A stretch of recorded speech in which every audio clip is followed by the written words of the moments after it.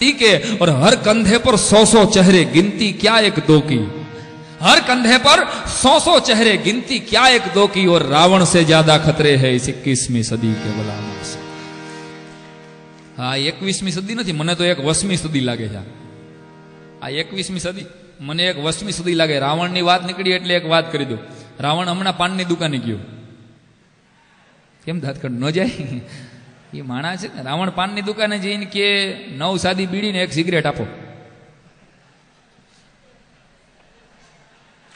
સમજાય?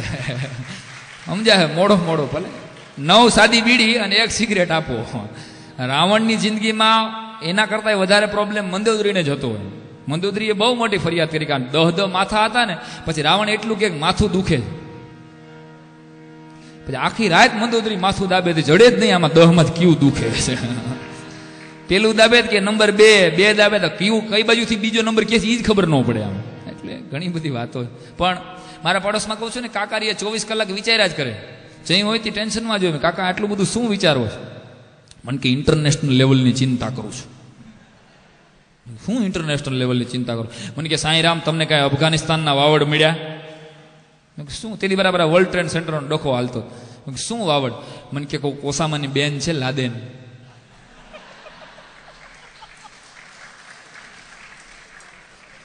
ઓસામાની બેન છે કોક લાદેન, કે બાય માણા થઈને ગઈઢે ગઢપણે બુશના ભૂકા કાઢી નાખ્યા। હાલે લે, બાય માણા થઈને ગઈઢે ગઢપણે બુશના ભૂકા કાઢી નાખ્યા। મેં કીધું લા ભાઈ કાકા એ ઓસામાની બેન નથી, ઓસામા બિન। મને કે ના તમને ખબર ન પડે, ઓસામાની બેન છે કોક, અને આપણો કોક ગોર્ધન છે, આપણો કોક ગોર્ધન છે, એને પાછા અફઘાનિસ્તાનના ભૂકા કાઢી નાખ્યા। મેં કીધું ગોર્ધન નથી, નોર્ધન એલાયન્સ છે। ક્યાં ગોર્ધન? પણ મારે ગોંડલમાં તો બસ સ્ટેન્ડ પાસે એક ભાઈએ બોર્ડ માર્યું હતું, લાદેનને મળવાનો સમય બપોરે 3 થી 4। મેં તો કીધું આ જડી જતો હોય તો આ ડાયરા કરવા નહીં, 125 કરોડનો કેસ છે। એટલે મેં તો જઈને ડેલી ખકડાવીને મેં કીધું ભાઈ લાદેન, એક ભાઈ નીકળ્યા મોટી બધું જાડી બધી ફાન, આવડા જાડા તોતિંગ લુંગી પહેરીને। મને કે યસ। મેં કીધું લાદેન તમે? મને કે હા। મેં તો પેલા હાથ જ પકડી લીધો। મેં કીધું બાપુ દાઢી બાઢી બધું ક્યાંય ગયું? મેં કે ભાઈ એ અફઘાનિસ્તાન વાળો નહીં, મારું નામ છે લાલજી દેવજી નંદાણીયા। મેં કીધું ટૂંકું કરીમાં હાવ ટૂંકું થઈ જાય, આપણા ઘરમાંથી મિસાઇલ આવશે। મારા પાડોશમાં કાકા કહું છું ને 24 કલાક વિચાર્યા કરે। મેં કીધું આટલું બધું વિચારો છો કાકા, આના કરતા વિચારવા હાટું એક માણસ રાખી લ્યો, વિચારવા માટે એક માણસ રાખી લ્યો। કાકાએ બરાબર ગુજરાત સમાચારમાં જાહેરાત આપી કે વિચારવા માટે મારે એક ગ્રેજ્યુએટ યુવાનની જરૂર છે, અને ભૂતને પીપળા જડી રહીએ ને, વિચારવા માટે મારે એક ગ્રેજ્યુએટ યુવાનની જરૂર છે, એટલું કીધું। એટલે બીજે દી એક જુવાન આવ્યો, કાકા કે મારે શું કરવાનું? તો કે બસ બેટા તારે મારા માટે વિચારવાનું। તો ઓલો જુવાન કે પણ મારો પગાર? તો કે તારો પગાર 5000 રૂપિયા।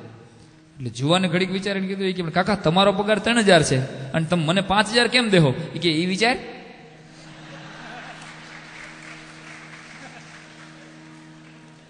ત્યાંથી નોકરી શરૂ થઈ ગઈ તારી। ઓલો શેરી મૂકીને ઉયો ગયો। હા અમુક માણસો તો ભૂકા કાઢી નાખે। પણ સંગીતની વાત કરું હું કામ કે સંગીતમાંથી આ જમાનામાં બહુ અસર પડી। પહેલાના જમાનાના તમે ગીતો સાંભળજો, એ ગીત ગુજરાતી ગીતો એવા અદ્ભુત હતા આપણે ધરતીના, ગુજરાતી ગીતોને સાંભળવાની મજા આવતી। હિન્દી ગીતો પણ એવા હતા, રફી સાહેબનું, લતાજીનું, મુકેશજીનું ગીત સાંભળો એટલે આજની તારીખે તમને મજા આવી જાય એવા ગીતો। શું કામ? કારણ કે દિલથી લખાયેલા હતા અને દિલથી ગવાયેલા હતા। બાબુલ કી દુઆએ લેતી જાય, આજની તારીખે સાંભળો તમે એટલે ભલા માણસો તમારી આંખમાંથી પાણી આવી જાય। મેરા નામ જોકરનું કોઈ પણ ગીત શરૂ કરો એટલે આજની તારીખે રૂવાડા બેઠા કરી દઈએ। એ ગીતોમાં એટલી તાકાત હતી, કારણ કે એ વેઠથી લખાયેલા નહોતા, એ વેદનાથી લખાયેલા હતા ભલા માણસ। એ ગીતો વેઠથી લખાયેલા નહોતા, વેદનાથી। અત્યારના ગીતો છે ને પૈસા હાટું લખાય છે, પ્રેમ હાટું નથી લખાતા। એક ગીત મેં તો સાંભળ્યું, ગોલી માર ભેજે મેં।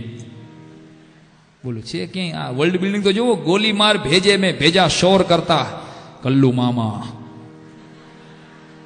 ક્યાં પહોંચશે આ સંવેદના? ઘડીક વિચારો છે કે આ ગોલી માર ભેજે મેં કુંદનલાલ સાયકલને આપવામાં આવો, 50 વર્ષની ઉપરના વડીલો બેઠા છે, એના જમાનામાં ગીત લઈ જાઓ, કુંદનલાલ સાયકલ જેવા ગીત ગાય તો કેવી રીતે ગાય? ગોલી માર ભેજે મેં, ગોલી માર ભેજે મેં ભેજા શોર કરતા હૈ કલ્લુ મામા। હાય રે હાય જાલ્યું જમાના, મારી નાખે હો આ તો। પણ એક મધુરતા હતી, કોઈ ઓર્કેસ્ટ્રા વગર, કોઈ ધમધમાટ વગર, ભલામણા હોહરવા દિલમાં ઉતરી જાય એવા ગીતો. અત્યારના ગીતોની વાત નથી. મેં નિકલા ગड्डी લેકે રસ્તે પે એક મોડ આયા અને ઉસ પે દિલ છોડ આયા. લે હું કામ રોડ માથે રાખસ પણ દિલ તારું, પછી કોક પીચલી નાખશે દિલ તારું, હે પછી ફેવિકોલ લઈને હાંજે બેઠો બેઠો દિલ કે ટુકડે હજારો હુએ ને કોઈ ઇધર ગીરા ને કોઈ ઉધર ગીરા.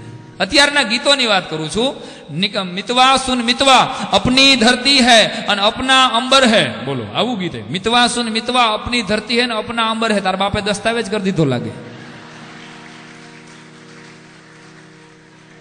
સોટી પીડ્યો છો એટલે 10 બાય 10 ની એક ઓયડી રૈયા રોડ માંથી લઈ નથી શકતો અને આખું ધરતી નંબર ને બધું તારા બાપનું. આહા ગીત તો જુઓ, એક ગીતો. અત્યારના ગીતો કાંટા લગા.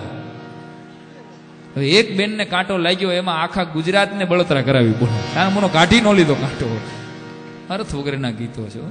એક ગીત તો, અને હિન્દી ગીતો નહીં, આપણે ગુજરાતી ગીતો એવા છે. આપણે ગુજરાતી ગીતો એવા. એક ગીત મને 7 વર્ષથી સમજાણું નથી. બોલો તમે બધા સાંભળ્યું હશે. હો રાજ રે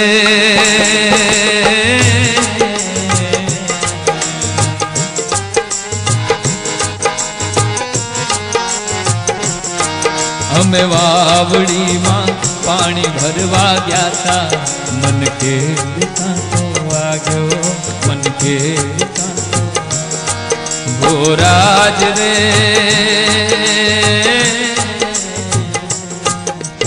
મામા, પણ આવું સરસ મજાનું ગીત હોય. હે કહેવાનો અર્થ એ છે કે ભાઈ મને પૂછેલું, મને કે આ બેન ને હાથે નો વાગ્યો, કાંટો પગે નો વાગ્યો, માથે નો વાગ્યો, બેન કેવી રીતે પાણી ભરતા છે? બેન ને કેડે કાંટો વાગ્યો?